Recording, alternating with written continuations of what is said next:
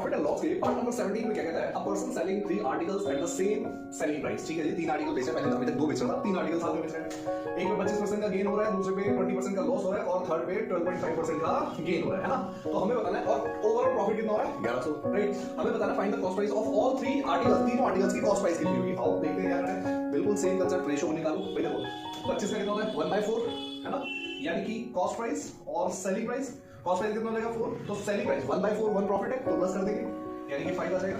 Same ऐसे ही 1/5 यानी कि 5 और यहाँ पे एक कम हो जाएगा 4 आ जाएगा, राइट। यहाँ पे 12.5 है यानी कि 1/8 होता है, 1/8 का मतलब होगा 8 तो हमारे पास कॉस्ट प्राइस हो गया, 1 प्लस कर देंगे 9 आ गया, गॉट इट। अब हमें सेम चीज इन तीनों को इक्वल करना है, तो कैसे करेंगे, देखो तीनों ही अलग है, तीनों ही अलग है, तो इक्वल करने के लिए 4 × 36 इसको मल्टीप्लाई कर देंगे और 9 × 5 45 इसको कर देंगे और 5 चौक 20 से इसको मल्टीप्लाई कर देंगे। नया सीपी और कॉस्ट प्राइस निकाल लेते हैं, सीपी और एसपी, तो कितना आ जाएगा भाई, निकालो, ये इसको मल्टीप्लाई करना है सभी को, करो 36 चौके आपका 72 144, ठीक, और यहाँ पे जाएगा 180, गॉट इट।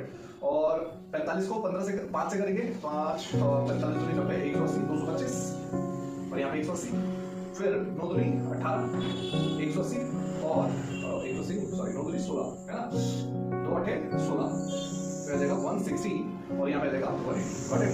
सब प्लस कर दो, देखो कितना आ रहा है भाई, इनको प्लस करने पर कितना आ रहा है 18 54 54 0 और इनको प्लस करने पर कितना आएगा भाई 4 9 और 6 4 10 12 और 4 1 5 529।